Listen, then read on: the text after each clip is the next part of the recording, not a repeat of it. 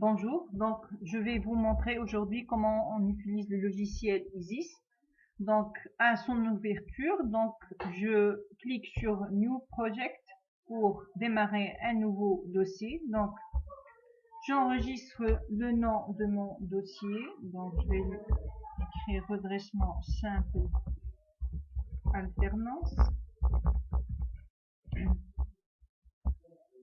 Donc suivant, donc on n'a pas à créer grand chose et on va commencer. Donc tout d'abord je dois ajouter les composants que je vais utiliser. Je vais commencer par ma diode. Donc j'ajoute la diode devices de la bibliothèque device, double-clic et s'ajoute dans la liste. Ensuite la résistance. Je descends, je trouve ma res de devices aussi, double-clic et s'ajoute dans la liste, comme vous voyez ici. Et finalement le condensateur de filtrage qui s'appelle capacitor. Voilà, donc je vais ajouter la capacité et j'ai terminé. Je ferme la fenêtre. Donc maintenant je vais mettre mes composants dans l'espace de travail. Je vais repositionner la résistance en faisant une rotation. Je l'emplace dans l'espace de travail et je lis les composants. Je vais ajouter la masse que je vais la trouver dans Terminal Mode. Et la masse, elle s'appelle Ground en anglais. Ground. Et je relis. Maintenant, il me reste à ajouter la source de tension alternative que je vais la trouver ici dans ce mode générateur. Et j'ajoute une tension sinusoïdale.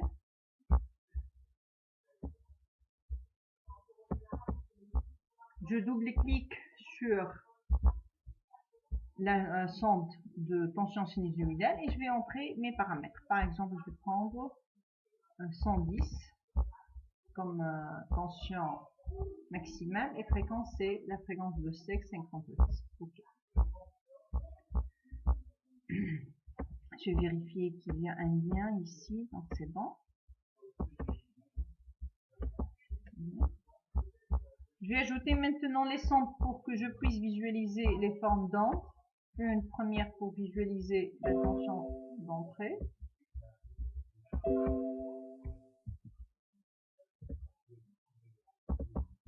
Et une deuxième pour visualiser la tension de sortie.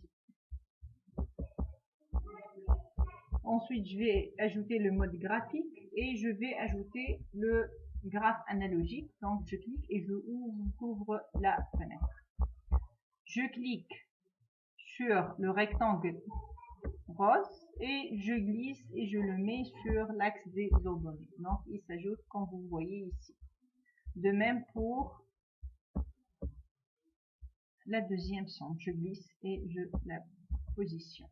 Maintenant, je vais double-cliquer sur les paramètres de graphe analogique et je vais diminuer le temps d'arrêt et je vais le minimiser à 0,1 seconde. Et OK. Je clique par le bouton droit et je file jusqu'à atteindre simuler graphe pour faire la simulation. Donc, je clique maintenant sur la barre rouge pour agrandir la fenêtre et je vois la courbe rouge, elle représente la tension en bande de la charge et la courbe en vert, c'est la tension d'entrée. Donc, c'est la crête est positive, VE égale à VR. Si la crête est négative, donc la diode elle est polarisée dans le sens inverse, donc elle est bloquée, pas de courant qui va passer. Donc, la tension en bande de la résistance égale à 0. Maintenant, je vais ajouter le condensateur. Pour cela, je dois revenir à mes composants que je les trouve dans mode composant. Et je vais ajouter le condensateur que je vais le mettre en parallèle avec ma résistance. Je lis.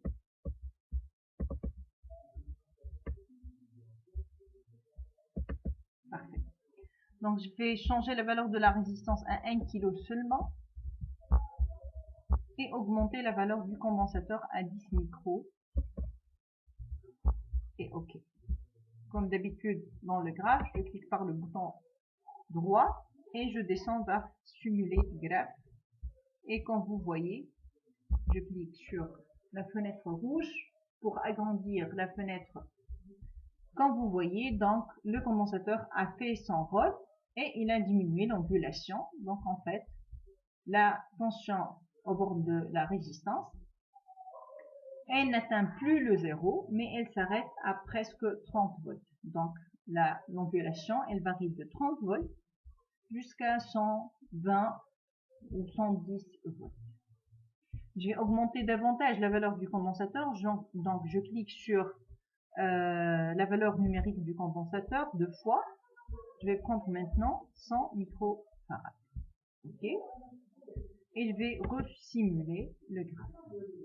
Donc, comme vous voyez, donc je clique ici sur la barre rouge pour agrandir la fenêtre du graphe analogique. Donc, la ondulation a diminué davantage, donc elle varie à peu près vers 90 et 110 volts. Donc, elle est de 20 volts. Je vais prendre maintenant 1000 microfarad, où ma tension, en principe, elle devient plus lisse et presque l'ondulation est nulle. Donc, je vais simuler davantage encore une fois mon graphe. Et comme vous voyez, donc la tension, elle est devenue presque continue. Donc, dans cette partie, nous avons vu comment on a fait le redressement en simple alternance, puis le filtrage sur une tension redressée en simple alternance. Dans une deuxième vidéo, on va voir ensemble le redressement double alternance et ensuite le filtrage.